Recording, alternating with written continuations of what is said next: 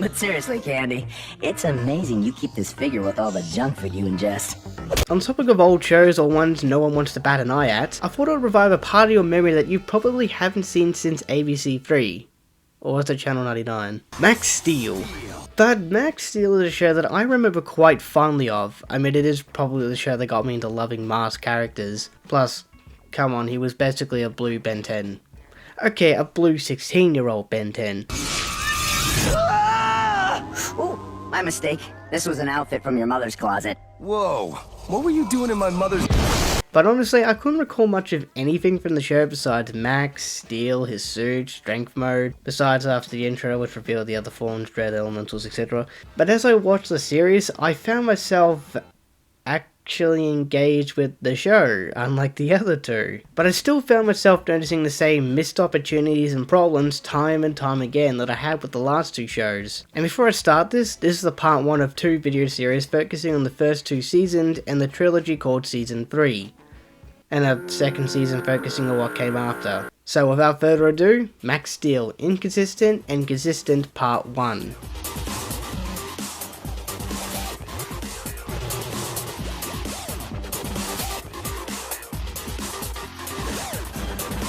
Can I mention something really funny about this show? It's actually surprising just how many people have voiced in a LEGO project. They brought Garmadon, Piefork, Cruncher, Dogshank, Cyrus, Ronan, Masako, Cole, Lloyd. There's more people who have voiced in a LEGO show before and after Max Steel than people who haven't. What's the coincidence? Oh. Now a problem with the show I had an issue with is, well, Max's whole school life, because really it is just pointless in terms of anything that isn't just wasting screen time. So, Sydney and Kirby are Max's friends through the start to the end. However, a consistent issue is that they're only in the school scenes.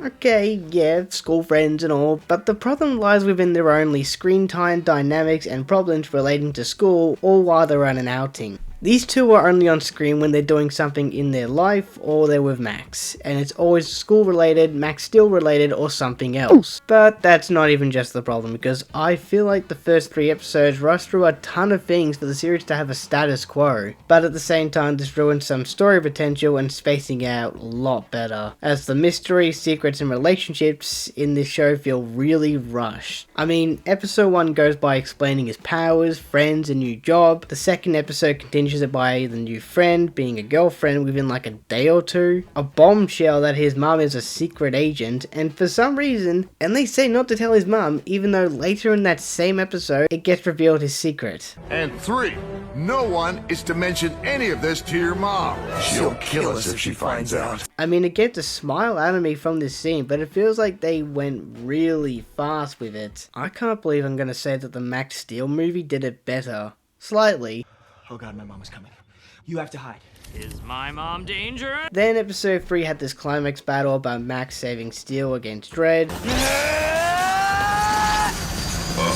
I'd say the only mystery that followed through the show is Steel's memory, and how it's complex enough it connects to a ton of the characters, main overarching story that stretches to the finale and films. I would talk about the mystery, but I do actually recommend watching the show. And I'm all for families learning their kid is a hero, and a bonus in some scenes actually being a part of the same organization, but it feels way too soon for his mum to reveal her identity, especially when they warn Max not to tell her. Lord Ferris, why are 2 giant elementors chasing my son?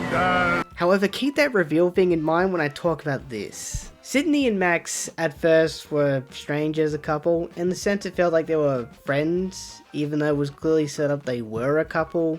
I mean, they give no indication until episode 16.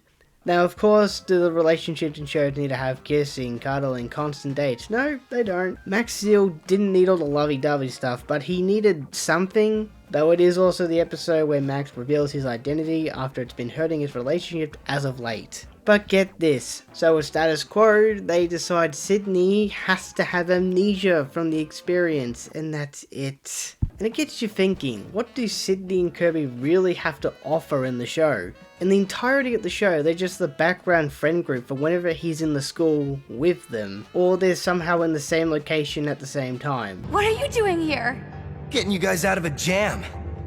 It's become a habit. Early on, they have Sydney find out the secret but status quo, so she has amnesia. So she's left in an endless purgatory where they're pretty useless besides being damsels. And you also want to know the worst part? They are actually dating. And that was before season 2, episode 21, where I realised the writers have completely forgotten they are a couple. Or they're only now just acknowledging it really late. Because not only did Sydney not wait for Max to ask her to the dance, especially since they are a couple, of all the characters to have asked Sydney out, it's Butch's old bully friends. I'm sorry, her heart rate increased because she actually considered saying yes to a bully, to one of the two that peer pressured Butch into being the person he was. FYI, this man is a genuine nice guy and likes the stuff they do, and he had to suppress it for these idiots. I'm sorry, were there not any other character models to use? Then they just go back to ignoring the entire relationship, and I'm not even kidding that a lot of the situations they're in is with Max. There's no reason not to have these characters know Max's identity. The only thing it causes is for Max to not be able to talk about turbo things or just provide an unfunny gag of him talking to himself or making excuses. I gotta go teach my neighbor the German word for a submarine. You know, that's kinda odd. I mean, I totally thought Max took Spanish.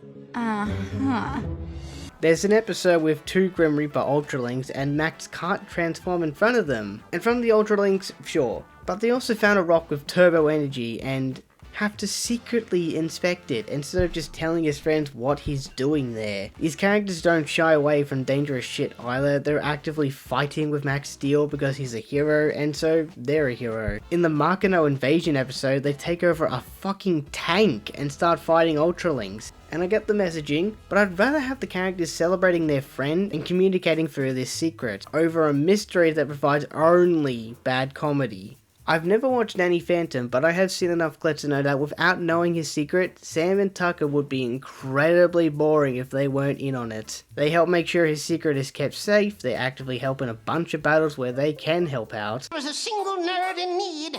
I shall be there. Hey, who you calling a nerd? He has someone to talk to about his ghost powers. And yet these two are boring as shit because they barely do anything. The most exciting thing they do that relates to Max's school life is making it so Butch goes from Max's bully to his friend. It's something I mentioned a few minutes ago. Surprisingly, they had actually put more focus into the bully being less of a bully than they actually do with Sydney and Kirby. But I already knew that just like Sydney learning about Max Steel being a fun dynamic, I knew when the Ultralinks decouple, he'll go back to his old ways, which sucks because it is another show where neglecting parents and bad friend groups can make bullies.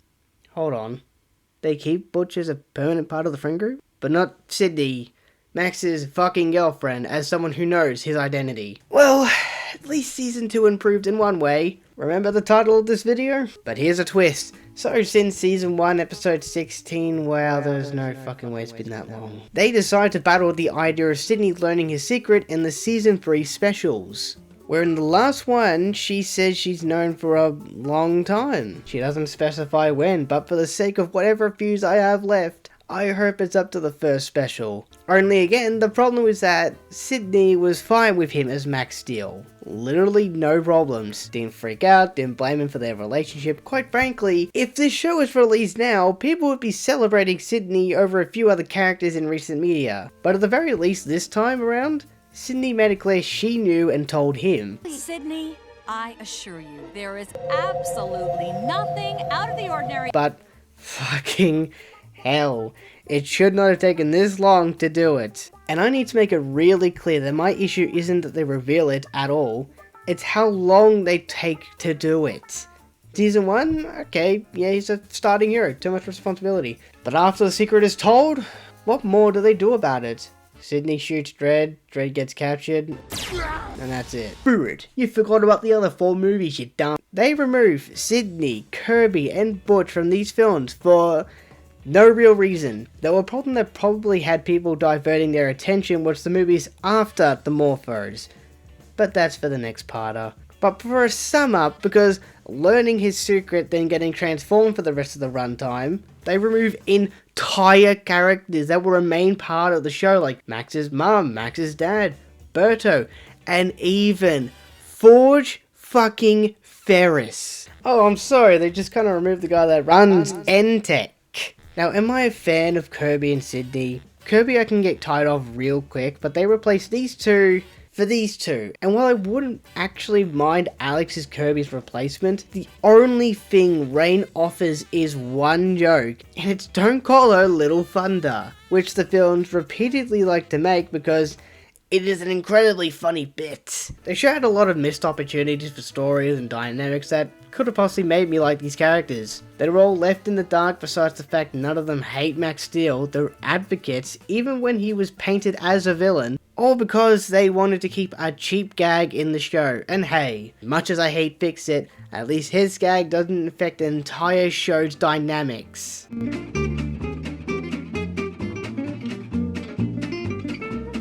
I no longer need to. Sure does like to talk.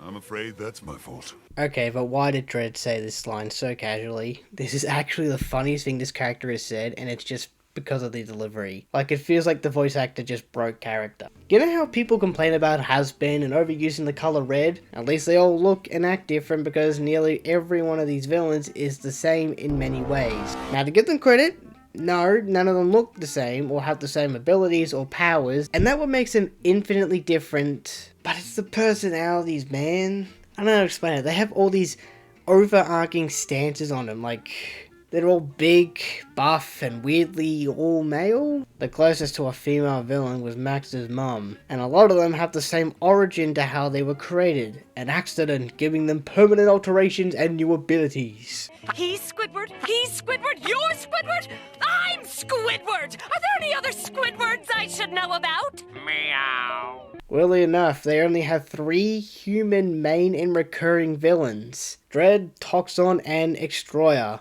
The rest are Ultralinks and are often grouped together in episodes after their first appearance, which I will get to. I think the least affected offender that's always kept the same was Toxon, whose entire gimmick is he's nuts, talking to a plastic fish, who in his mind is the spawn of Satan. Fishy?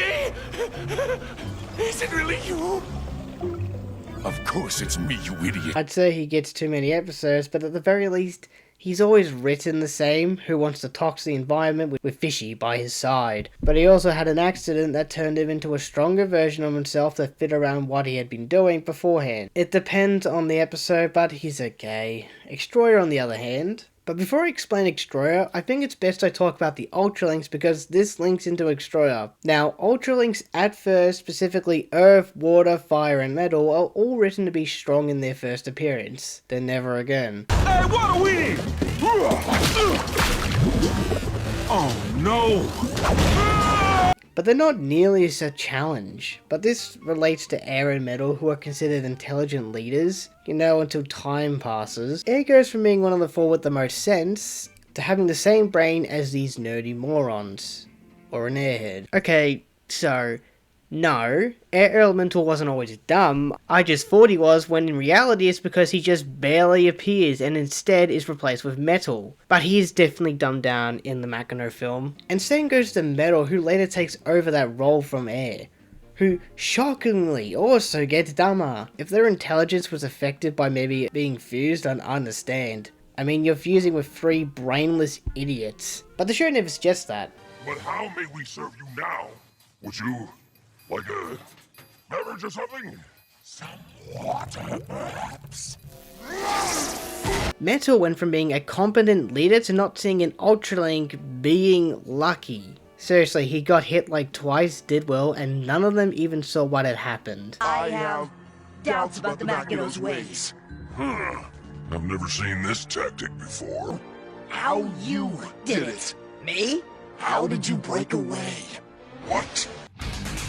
And that same Ultralink disappears despite being a significant breakthrough for Ultralinks to be like Steel. But hey, what do I know? Okay, but on a serious note, they introduced this Ultralink that rebels against Makino willingly, and he's just nowhere. Not in the finale or Wrath of Makino. Like, his story is incredibly important and had a lot of potential for more than just him. Tangent over. these Ultralinks that were once competent threats most often start fighting each other. I'd argue the film is fine in that regard since it's just fighting for power, or it's because he's not in the show enough, but Makino is an Ultralink of sorts. I don't know, but he's constantly powerful and nowhere near dumb. However, Troy Winter, or later known as Extro, was a competent hunter and fighter, and while he was short-fused, that was honestly fair since he was about to be ripped off from stealing something from a secret organization. But after he gets merged with an Ultralink, he just changes, albeit we only got one episode with him in full before he permanently becomes this. But I don't know how to describe it, he just becomes another Ultralink, which isn't a compliment. He retains his intelligence, but most of the time he's nowhere like before. And I don't give him anything interesting that there was a villain. For an animal shapeshifter who's been blown up and fused with an Ultralink, you'd think that would be the hook on him. Well, no. Thinking about it now, he kind of reminds me of Kraven, except Kraven actually hunts animals. I mean, he's not an evil Max Steel, even though he can shapeshift and can turn into Max Steel if he gets close in enough, but that was a one-time thing, which was really interesting, but of course they don't do much with it, and honestly they waste his gimmick. He has like 4 different forms, and I get it's because of a budget, but he should have been collecting a lot more animal species. And the Ultralink? Honestly, the most forgettable written thing about Extro is his Ultralink. We don't know what's happened to it, or if it's even the cause behind his change. It's not sentient, and its only contribution besides the power might just be Extro's personality. Like, he doesn't really feel like a hunter that just so happened to gain shapeshifting powers. He just feels like one half of a dumb Ultralink. You're crazier than I thought, Max Steel. Whoa! Go turbo! Flight!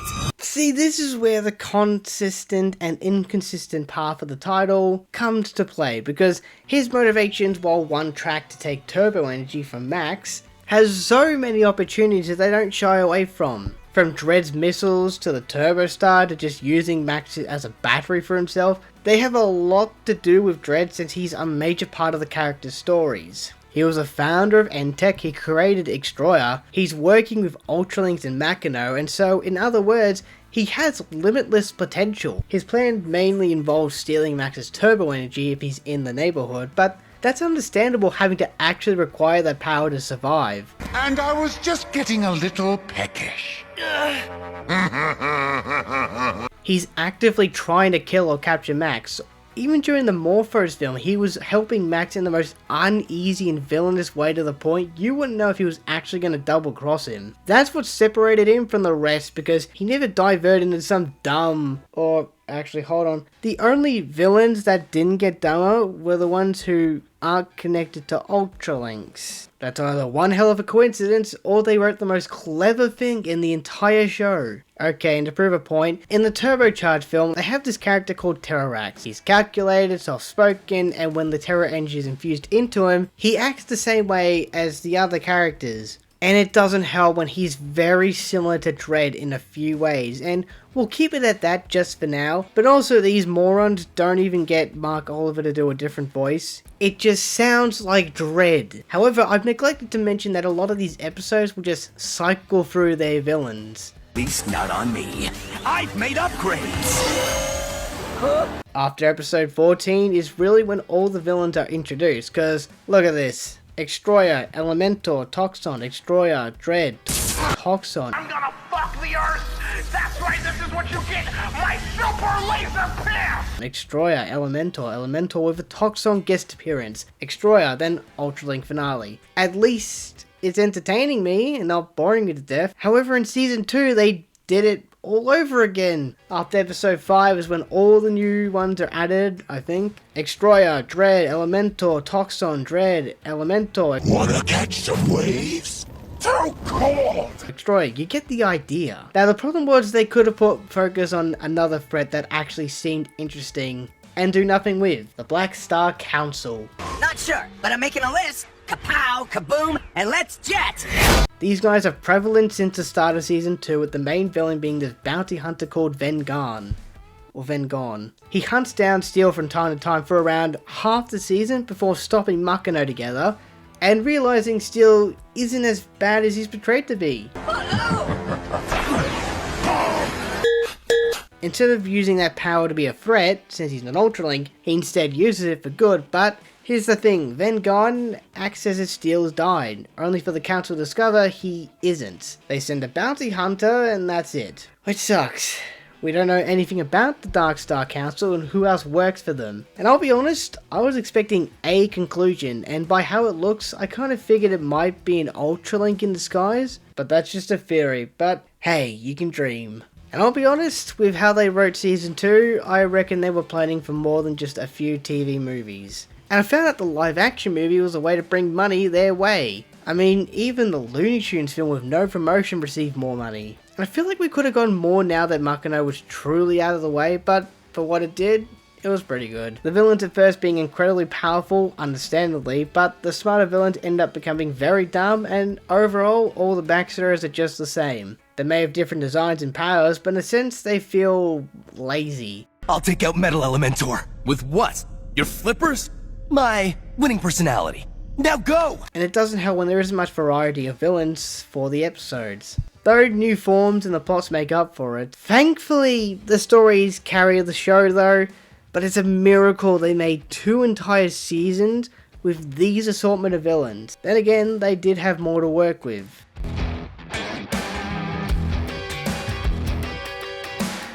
Something the show does well, and it's mainly because it's the main part about the show, but never mind, are the modes. Max Steel is like Ben 10 in many ways, where instead of 4-legged aliens that I only learned like a year ago didn't sell well, there's tons of forms, whether for strength, flight, scuba, his base form, and more. Now for the most part, every canon design for Max is really well made, and they're all unique in a great way. I reckon my favourites are Strength, Spike, Rocket, Stealth, and Flight. That saying, the only mode I never liked was the Superhero one, and Nova, mainly because it does a lot of things I hate about the forms after Exo Strength. But I will say, they do tend to take their time to release a new form, because for around half the seasoned episodes, the main modes were Flight and Strength, and Scuba is a very specific situation mode.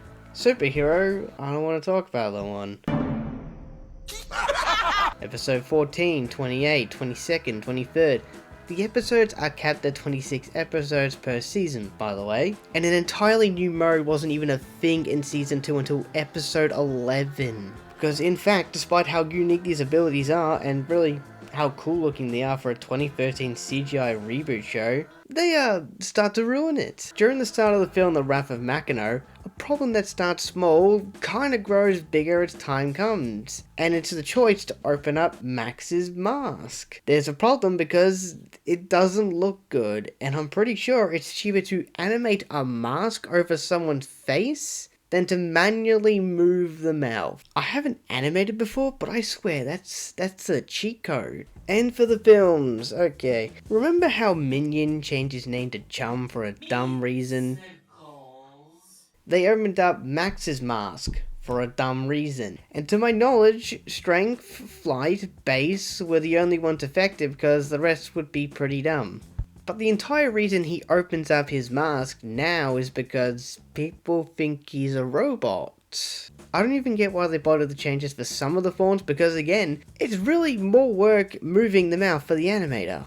Adding a mask kind of removes that, plus it looks cooler, let's be real. But of course his dad keeps the masks. I refuse to believe these open mask helmets inspired kids to buy toys of Max Steel. I damn well knew I hated the superhero suit as a kid. Honestly, it's surprising they went all out for Max's dad's forms. I mean, these look really cool and completely different from the style of Max's. They did not need to go this hard for a design that's a few minutes. Jesus Christ, this show gave me a heart attack thinking they would kill off Max's dad the very next piece of media after he returns. The last time a crippled genius went into a cave, we got God.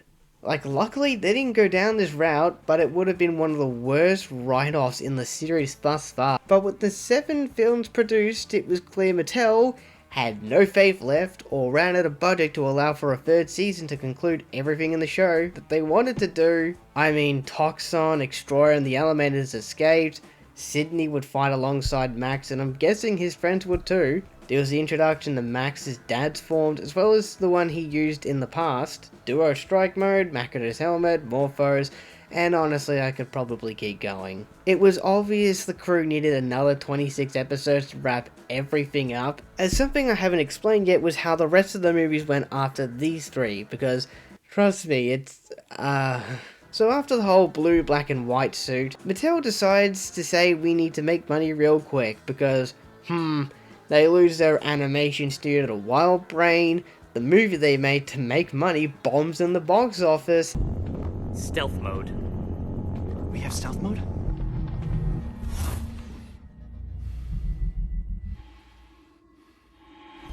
Without spoiling too much for part 2's main content, they decide to completely erase the main gimmick for Max Steel. Trust me when I say part 2 is really when I start letting out my anger. These films clearly feel like they were meant to be spread across another season, but I'm guessing due to low toy sales or a lack of interest in the series, they were turned into movies, which quite frankly does suck because they have a lot more opportunities to be as an entire season than just a few specials. But at least they were able to use the main gimmick for a good long time before it went to shit.